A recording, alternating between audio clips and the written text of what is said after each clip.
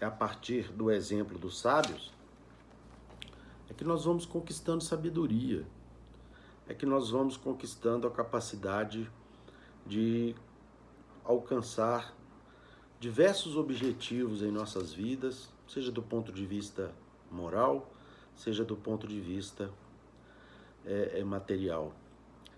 Meus irmãos, nós vimos aqui então que esse estudo é exatamente a exaltação da lei do trabalho. Nós verificamos ao fazê-lo que os séculos, né, que assistiram o erguimento da civilização humana, eles constataram aquilo que Kardec ensina exatamente nesse capítulo, que o homem, que, melhor dizendo, o progresso é filho direto do trabalho. Ou seja, nós conseguiremos progredir na medida em que formos trabalhando, em que formos nos esforçando. E esse desejo constante de aprimoramento e de melhoramento é que nos tirou da idade das pedras e está nos levando nos trazendo à idade da civilização. E esse mesmo trabalho, agora do ponto de vista moral, né, porque o trabalho intelectual, o trabalho material, nos tirou da idade das pedras. Mas o aprimoramento moral que atingiremos a partir desse progresso intelectual já realizado, haverá de nos tirar da idade das trevas, né? Quando nós nos esforçarmos por trabalhar, por melhorar, a nossa inteligência, ela se engrandece, a nossa moral se depura, explica-nos o codificador. Vamos passando aos poucos, meus irmãos, e é isso que temos observado na civilização humana, pelo menos em diversas paragens, em diversos países, em parte significativa dessa civilização, nós vamos passando da selvageria a esse estado de civilização moral, na medida em que nós aperfeiçoamos o nosso cérebro e, em seguida, por consequência, compreendendo melhor as situações da vida, nós vamos aperfeiçoando o nosso espírito. A doutrina espírita nos ensina e nos conclama, portanto, estudo e trabalho. O espírito de Batuíra nos ensina que o estudo e o trabalho operam a nossa renovação, operam a nossa transformação, concluímos nós. E esse mesmo espírito de Batuíra, numa página muito linda, psicografada pelo Chico Xavier no livro Mais Luz, nos traz aqui uma pequenina lição a respeito do trabalho, que nós vamos aqui ler para todos os irmãos e para todas as irmãs. Vejam que beleza que nós temos aqui à nossa disposição. Trabalhar, trabalhar. Serviço ao Senhor na pessoa do próximo. Para isso, trabalho é a legenda mágica. Trabalho que dissolve a tristeza, evita o desânimo, afasta as tentações e converte a influência do mal na força do bem. Trabalho que se inflame em otimismo e coragem, a fim de que a caridade se faça alegria e a alegria se faça em amor universal. Trabalhar, trabalhar. O sol trabalha, a fonte trabalha, a pedra trabalha, o verme trabalha. Unamo-nos a Jesus para o trabalho incessante da construção do reino de Deus na terra, lembrando a advertência divina. Quem deseje ser o maior nos céus, seja no mundo o servidor de todos. Que bela lição, meus irmãos. E especialmente, né, nós estamos aí, me parece que no mês que trata da questão grave que o mundo enfrenta, que é exatamente a questão do suicídio, né? Nós vimos aqui o nosso irmão dizendo a respeito do maior remédio aos nossos problemas de ordem espiritual, que muitas vezes, infelizmente, leva alguns irmãos ao desespero, ele nos mostra então que o trabalho é a cura para essas situações que nos trazem felicitações, que nos traz tristeza, situações ou momentos de depressão e de dor, né? Quando ele diz que o trabalho dissolve a tristeza, evita o desânimo, afasta a tentação e converte a influência do mal na força do bem. Meus irmãos, o trabalho que se inflama em coragem, que transforma nossas dificuldades em otimismo. E o otimismo é uma alavanca extremamente poderosa para fazer com que nós atinjamos os objetivos que buscamos aqui na Terra. Então, meus irmãos, ele nos mostra que toda a natureza nos dá o exemplo desse trabalho constante, desse trabalho incessante em prol do equilíbrio de todos os mundos criados por Deus em todo o universo. No livro O Espírito da Verdade, uma página belíssima do nosso irmão André Luiz, a qual ele dá o título de Rogativa das Mãos, André Luiz nos conclama, fazendo aí uma comparação, né, com as mãos que significam, sim, trabalho, significam a possibilidade de nós convertermos o campo imundo e improdutivo em terra que agricultável, que gere alimentos e bênçãos para as criaturas humanas. Ele utiliza das mãos para nos mostrar que as mãos nos rogam, interpretando a vontade de Deus para as criaturas humanas, vem as mãos como criações divinas, né? Ou criação divina, nos solicitar que nós devemos realizar no serviço do próximo, no serviço do nosso próprio progresso e na manutenção do serviço a Deus, o constante desejo de trabalharmos e de promovermos esse bem-estar que decorre do trabalho, volto a dizer, seja ele material ou seja ele aquele trabalho que leva o crescimento, a luz, a felicidade na forma de esclarecimento aos nossos semelhantes. O trabalho é lei de Deus, meus irmãos. Jamais nos esqueçamos nisso. Ele é que nos conduz ao progresso possível que é possível nós atingirmos aqui nessa existência em que seguimos. E quando nós conquistamos o progresso possível, por força do nosso esforço, por força do nosso desejo incessante em produzir o melhor, em prol de nós mesmos e em prol do aperfeiçoamento e da felicidade dos nossos semelhantes, nós nos habilitamos para nos transformarmos em destacados auxiliares de Jesus na transformação da civilização humana. No momento em que nós nos habituamos a praticar com denodo as atividades, ainda que simples, mas que dizem respeito ao nosso quinhão de responsabilidades e objetivos aqui no mundo, nós nos preparamos para voos mais altos no sentido de transformar as civilizações a partir do nosso exemplo.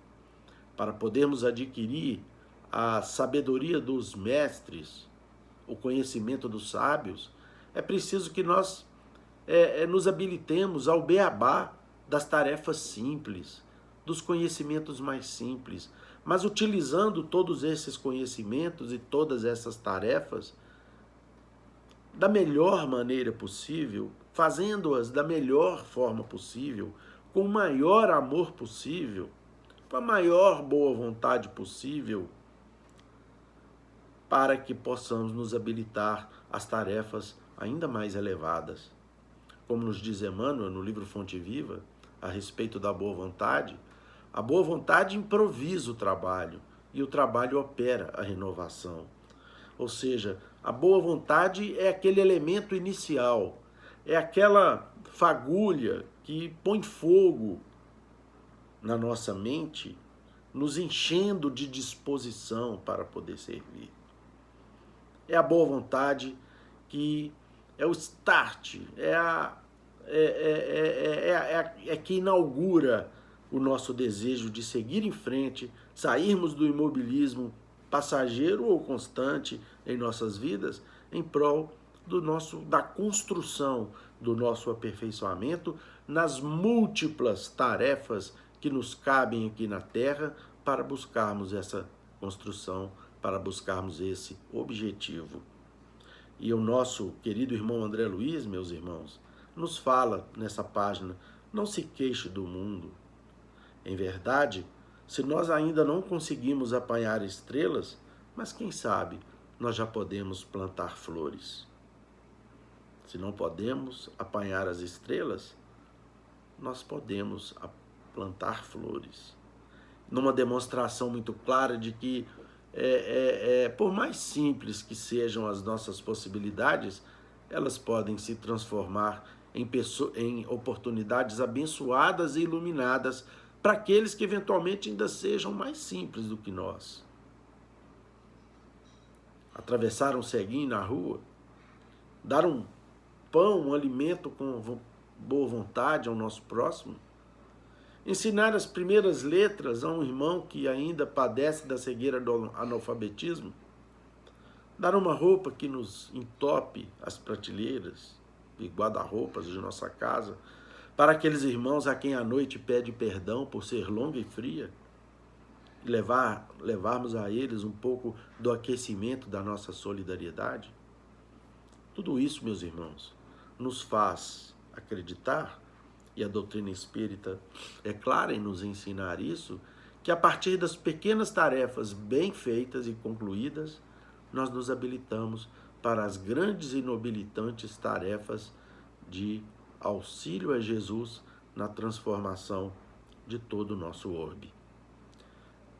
Nós lembramos daquela página do irmão Ibrahim Al-Mandeb, aquele velho cameleiro do deserto do Saara, que se viu inexplicavelmente no mundo espiritual quando desencarnou, num salão muito iluminado e bonito, ao lado de diversas criaturas que resplandeciam de luz a partir de vestimentas claras e iluminadas, dalmáticas puras e indumentárias liriais, cada um representando ali as diversas correntes da religião humana ou do pensamento religioso humano, e um deles seria escolhido para ir se encontrar com Jesus.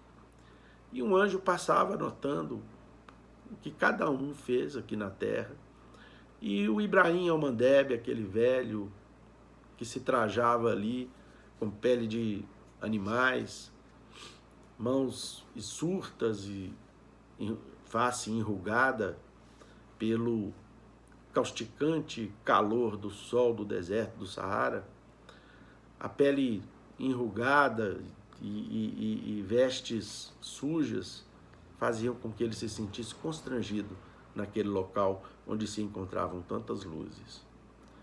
O espírito aferidor se aproximou dele, indagando que religião que ele seguira aqui na terra. E conta-nos o irmão X de uma maneira que, infelizmente, nem de longe conseguimos representar, né? Que o Ibrahim olhou para o anjo e falou: meu irmão, eu não sei nem o que eu estou fazendo aqui. Eu na terra não tive tempo de poder seguir uma religião, de poder adorar ao Pai, adorar o Criador, porque os meus dias no deserto me consumiam todas as horas, salvando e ajudando os transeuntes e peregrinos que por ali passavam e que muitas vezes se encontravam perdidos e que tinham no meu camelo e no meu auxílio a diferença entre a vida e a morte. Eu não pude seguir ao Pai eterno, contemplando a sua beleza, porque os dias me eram cobrados no sentido de auxiliar as crianças a descedentarem, os trabalhadores que por ali passavam perto da minha choça, a fim de que eles pudessem tomar um gole de água e se salvarem dos riscos do deserto traiçoeiro. E assim foi toda a minha vida. Não sei nem o que eu estou fazendo aqui, meu irmão. Aquele anjo anotou todas as informações e disse que achava estranho, mas mesmo assim levaria as anotações para Jesus, porque ele estava ali representando, e talvez fosse essa a razão dele estar ali, na condição de alguém que não teve oportunidade de amar a Deus, mas que muito amou o seu próximo. Então, que ele iria levar a Jesus as suas anotações a respeito do velho beduíno Ibrahim. Passado algum tempo, desceu dos céus uma corte celestial com um nome gravado numa guirlanda de luzes, e esse nome indicava exatamente quem daqueles ali presentes, naquela convenção iluminada dos céus, iria seguir em frente para estar com Jesus. E o nome que estava grafado ali em caracteres de ouro e de luzes era exatamente o nome do velho beduíno Ibrahim al-Mandeb. Jesus queria conversar exatamente com ele. Então, meus irmãos, a partir dessa lembrança de irmão X, né, nós lembramos do trabalho que nos cabe na nossa abençoada fraternidade espírita Paulo de Tarso. Nas lutas das quais temporariamente estamos afastados, tendo em vista esse fenômeno que, por alguma razão, que estabeleceu a criação divina, e que os espíritos superiores perfeitamente sabem que um dia revelarão à Terra, quando nós estivermos em condições de compreender melhor os desígnios de Deus, nós nos afastamos fisicamente dessa casa que é um oásis. Um oásis parecido com aquele oásis do Ibrahim, para onde ele levava os transeuntes perdidos nas areias quentes do deserto do Saara. O solar, ao longo de muitas décadas, tem sido para muitos, e especialmente para mim, exatamente a diferença entre a vida e a morte, entre o mal continuado no meu coração e a possibilidade de proporcionar a entrada de fagulhas de luzes, a fim de que, a partir dessas fagulhas, eu pudesse ver as obrigações que me cabem realizar aqui neste mundo. Isso serve para todos nós, porque as nossas obrigações se transmutam em diversos deveres cotidianos. E não só se manifestam nos deveres da profissão, nos deveres do conhecimento, nos deveres do relacionamento, mas sobretudo nos deveres da caridade, que precisamos empregar uns com os outros, auxiliando a todos os nossos irmãos e levando para esse oásis de esperança e de luzes, que é o nosso querido solar, os nossos filhos, os filhos dos nossos parentes, os filhos dos nossos amigos, para que essas crianças recebam na escola de evangelho essas primeiras noções de grandeza que serão absolutamente úteis para elas um dia, quando crescerem e tiverem que tomar as suas decisões. Dirijamos a esse oásis assim que possível, renovando os nossos compromissos e elos com o nosso Pai Altíssimo, com Jesus, nosso Mestre amado. Nós gostaríamos, meus irmãos, de terminar aqui a nossa participação para podermos concluir aqui o nosso estudo, lembrando de uma página muito bela do próprio irmão X, que fala a respeito desse trabalho, da necessidade desse trabalho que nos cabe a todos, da importância de, trabalhando, obtermos a condição de termos a companhia dos anjos. E irmão X nos fala que certo homem, que se reencarnara a fim de educar-se em duras provas, quais sejam enfermidades, abandono e solidão, montou uma choupana que lhe serviria de casa à beira de uma estrada deserta e poeirenta, a cavaleiro de fundo vale, onde uma fonte permanente mantinha no chão seco larga faixa de verdura. Então, nosso irmão, que veio aqui na Terra passar diversas provas, montou ali num local afastado da natureza, em frente a uma estrada, e acima de um vale, onde no fundo passava um fio d'água, que transformava a paisagem numa paisagem verdejante, e ali ficou. Viajores iam e vinham, e fossem eles ocupantes de carruagens ou simplesmente pobres romeiros a pé, ei-los que paravam junto ao casebre, contentes e agradecidos por encontrarem ali, com o homem solitário, uma bênção muito rara na região, a água pura.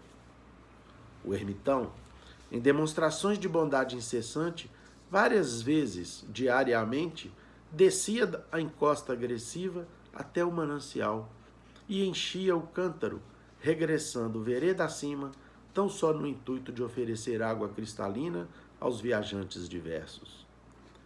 Na faina de auxiliar, entrou em contato com o espírito angélico, a quem o Senhor incumbira de velar por todos os que transitassem pela extensa rodovia.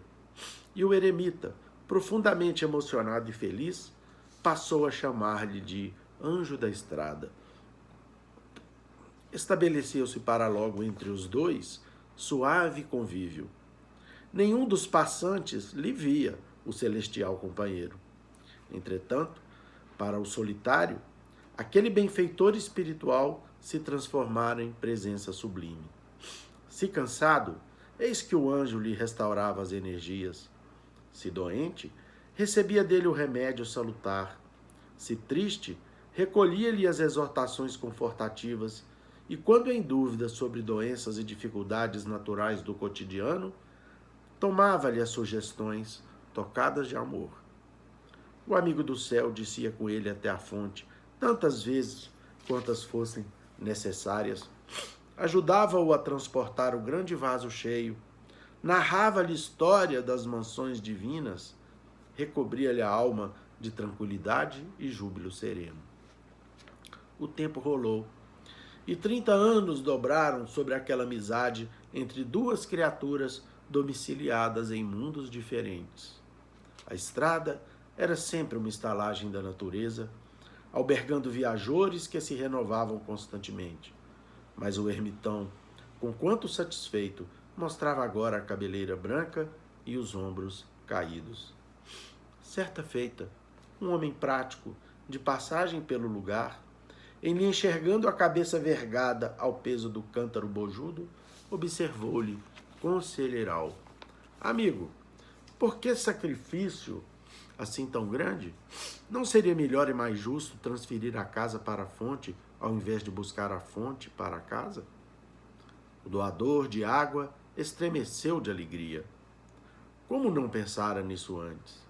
Da ideia à realização, mediaram poucos dias.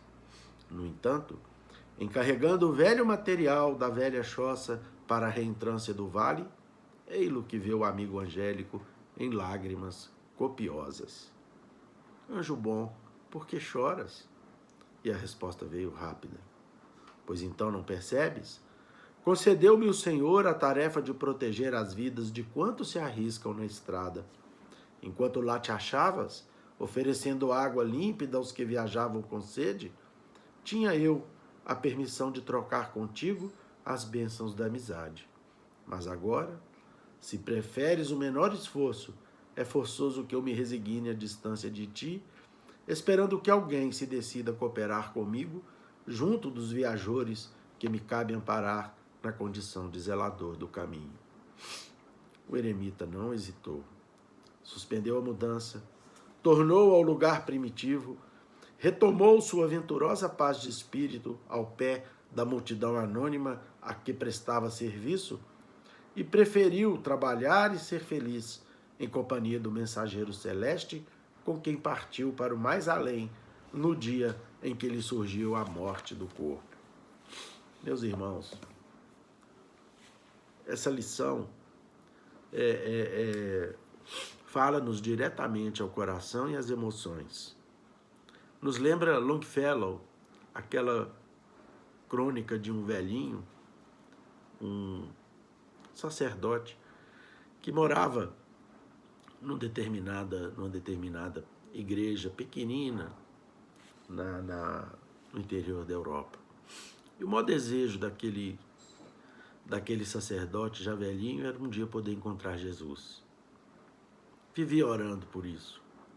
E um dia, Ao amanhecer, quando ele iniciava as suas orações para começar o dia de trabalho, eis que ele percebe na sua cela o nosso Senhor Jesus Cristo pessoalmente, para atender os anseios, para atender as solicitações daquele irmão.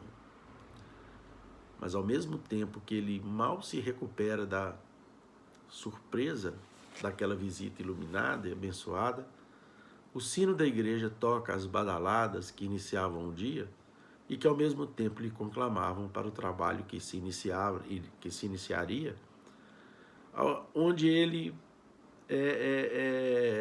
iria atender os necessitados, os pobrezinhos, os miseráveis, no plantio das hortaliças e das frutas, na distribuição das roupas e dos pães, para todos aqueles irmãos de sofrimento. Ele, muito envergonhado, pede licença a Jesus, porque o trabalho lhe chamava. Trabalhou o dia todo. Auxiliou os doentes, os pobrezinhos, os necessitados de toda ordem. E à tardezinha, após a faina do dia, volta para sua cela, feliz por ter cumprido seu dever, com a consciência tranquila por ter cumprido seu dever, mas triste, porque perdera a oportunidade de rever aquilo que ele mais, de alcançar aquilo que ele mais desejava, que era de poder estar com Jesus. Quando ele então chega em seu quartinho humilde, qual não foi sua surpresa? Lá se encontrava Jesus Cristo à sua espera. E Jesus disse para ele em letras muito claras, em palavras muito claras, dizendo: meu irmão, se você tivesse ficado aqui e não fosse buscar o trabalho dos filhos do meu coração, que sofrem e que padecem das situações difíceis da vida, eu teria ido embora e não teria te esperado aqui. Meus irmãos, fica aí a lição do trabalho como lei da vida, né? Temos até uma música que nós cantamos todos os dias, todos os sábados, antes de entrar na escola de evangelho, nós cantamos essa musiquinha. O trabalho é lei da vida. Trabalhar é um dever. Então, pensemos nisso e roguemos a Jesus que nos ampare e que nos abençoe. Que assim seja.